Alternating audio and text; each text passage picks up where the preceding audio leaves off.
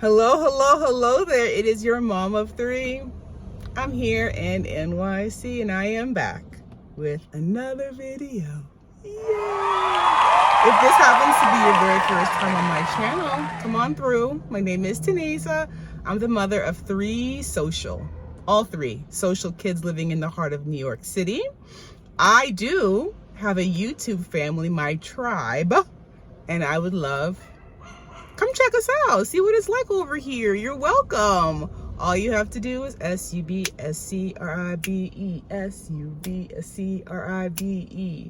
Smash that subscribe button below. This video, my friends, is a review recap of Married at First Sight, the Denver edition, season 17. Pause.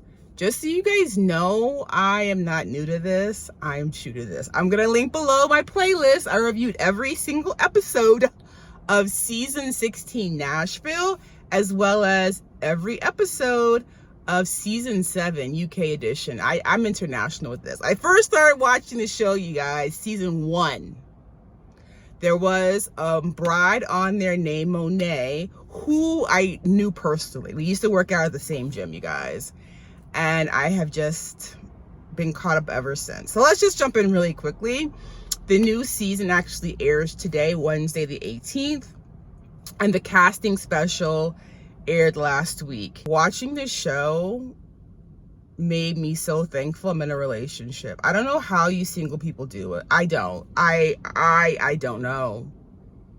I don't know, you guys. I was watching it the whole time thinking about Spicy Shauna gang. I love her, a fellow YouTuber.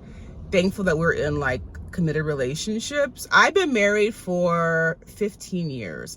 And so I guess I'm old school in the sense that I was never on a dating app. I never was on Match.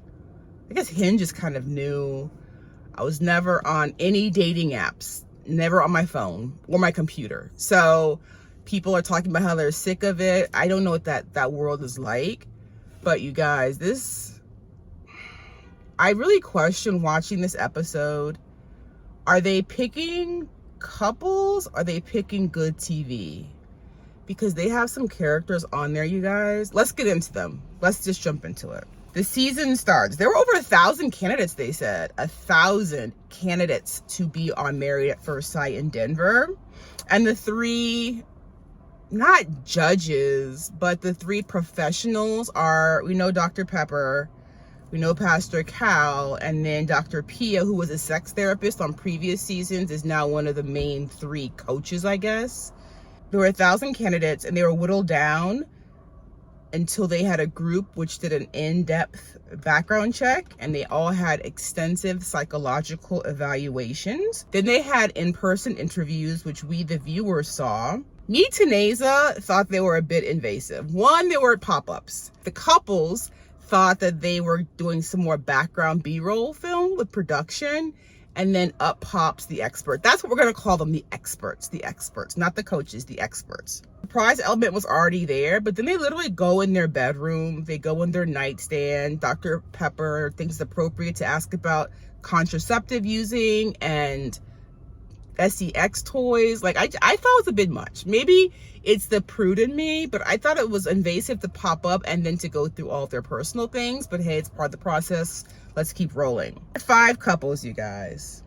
And so after the home visits, the experts sit down and match these different couples. Couple number 1, Claire and Cameron.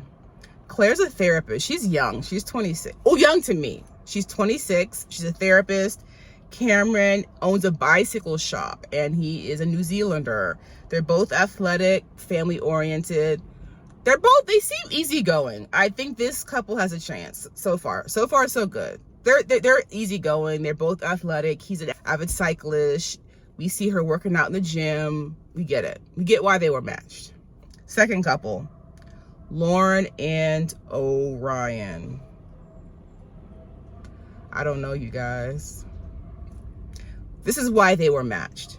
Lauren wants someone that can identify with the Black experience, so her experience. Orion has American Indian heritage. He wants somebody who gets them. The experts love Orion. Oh, my notebook, can you tell I'm a mom of 3? Whatever notebook I'm using, they get to use. I don't know where that started, but that's just where we are now. My kids write in everything. All the experts love Orion. They call him a magical match. He's just very quirky, and he has both feminine and masculine energy. He's a lot. He's a lot. He's a lot. And I, Tenéza, will choose to be non-judgmental and give everyone a chance. There's a 4-year age difference. She's 4 years older than he is. But according to the experts, he is so wise and put together that he is worth the risk. Becca and Austin. Becca's a wedding photographer. She's very engaging, friendly. She has like this bright pink hair. Austin is the typical quote unquote Colorado guy, warm, empathetic, a sweetheart, the experts say. They're both creative and adventurous. They say he's charismatic. I was like, really? Because I'm gonna be honest, when I was watching this, I was dozing off during Austin. Austin bored me a little bit. He just didn't have a lot to say, and he was not very interesting. I'm not being judgmental. I'm just saying my perception, Tenéza, is that there's not a lot going on. He's super laid back. If you like that, then I love it. I said charismatic. I said, really? I don't know. He's very introverted, and she is very extroverted. Couple number 4, Emily and Brennan. I'm gonna call it now. This is a setup, you guys. This is a setup. Why would the experts choose to be married for the rest of your life someone that has never even been in a relationship? Yes, she's successful. Yes, she's active. Yes, she's got this great friend group, all the above. Her career's on point, all the above. She's never been in a long-term relationship, or any relationship for that matter, tribe. They're setting this girl up. This is a setup. I just don't think it's smart to pick someone that has never been in any kind of relationship to be married to someone. Doesn't make any, the math ain't mathing. Make it make sense, because I don't get it. Lovely girl, she's fine. She's fine. She's disciplined. She works out every morning. I didn't like this, but hey, maybe it's the real world now. One reason the experts gave for matching Emily and Brennan is that they both make a lot of money. Brennan, New York transplant. The vibe Brennan was giving me was he knows all the right answers. That's the vibe I was getting. He knew what to say. Maybe we don't know enough. I can't yet say, okay, he doesn't mean it. I'm just saying that he gave a great answer to every question. For example, go to my notes. For example, tribe, when the experts go tell these adults they're gonna get married in 2 weeks, and they ask Brennan about being committed, he says, I've never been more committed to anything in my whole life. What?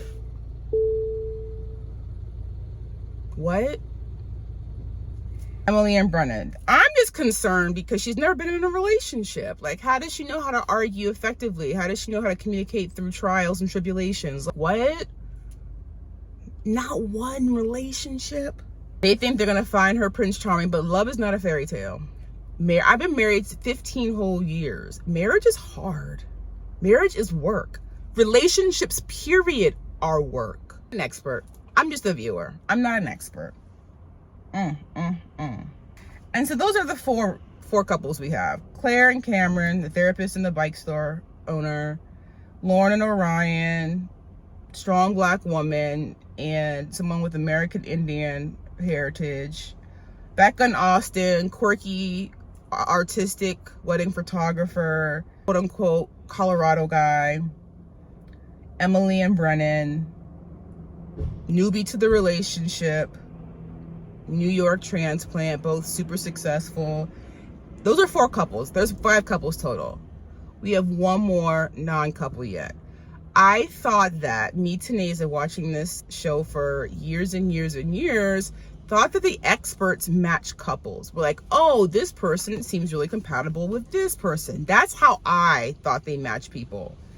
They pick someone they like and then find him a person? Is that new? Someone just in the comments below, is that new? They love this Michael.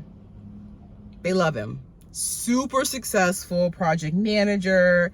He's athletic, he boxes. He seems very kind, compassionate, emotionally self-aware. He's a Renaissance man, the experts say. And he is very into fashion. He's got a whole side bang. I'm not hating. He's got a whole side bang, but he has custom suits, so. You got custom? Ballin'. He got money. I get some Skittles, some dips, Reese's Pieces, pretzels, and a large popcorn. A large? You got money. He got money. Get it all for him. They like him. And they tell him that he's getting married, but they're going to find him a wife. That's how much they like this guy. The second half of the episode, the experts pop up on these adults, husbands and wives, to tell them they're getting married in 2 weeks. Claire was working out in full makeup. Oh, I will say this. They all seemed genuinely surprised when they broke the news that they were getting married in 2 weeks. Every single person seemed genuinely surprised, and that was very charming. Good job. Good job, production. They tell Claire. She's super surprised. Cameron is shocked. Cameron's the bike store owner. He is like at a loss for words. Completely shocked. Blown away. He can't even think of words to say. Brennan, I say he talks a good game. He's never been more committed in his whole life, he says. Emily, marriage is a one-time thing, and this is the beginning of my love story. I hope that it is for her, but I hope that she is realistic. It can be amazing. It can be both things. It can be a love story, but a lot of work. I'm just really concerned about her and this relationship already, you guys. I don't understand why they would match someone in their first relationship is their marriage. What?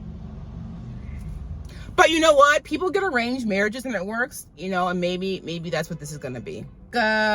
Pink hair, the creative soul. She's kind of like doing some portraits of somebody and they tell her she's like overwhelmed and super excited. Austin, the Colorado guy, was buying plants. I'm going to give him a chance. I got to give him a chance, you guys. Lauren buying books at this crystal store.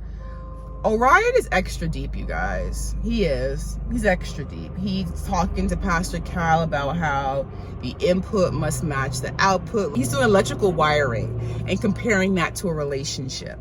It's going to be interesting watching their dynamic. I hope, like, I love love. Let's make sure everyone's aware of that. Tenéza loves love. I want everyone to work out. I'm just realistic, and I have seen many, many, many couples go through this, watching season after season, and there are just a couple of red flags. But I'm gonna give everyone a pass.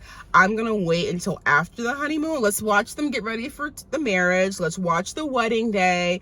Let's see how the chemistry is between the husband and the wife, to see if there's a spark or see if they get each other's humor. Like there's a lot of room for them actually working. I just see red flags that I'm concerned about in the first episode before they're matched. I don't know why I'm so nervous for them. Like, it's not my marriage. These couples they're a little bit out there. They are. But I'm gonna go with it. I do want them all to work out. I want them to be successful. I just want them to manage their expectations and put their best foot forward. I do. And again, when the experts ask them, like, why are you still single? You have this going for you. The number one reason is, I won't settle. I won't settle. But you need to understand that no human being is perfect. You're not perfect. Your partner's not perfect. So the marriage will not be perfect. That does not mean you give up on it. No, it doesn't. You still give it a chance. All right, y'all, we're going to see Married at First Sight, season 17.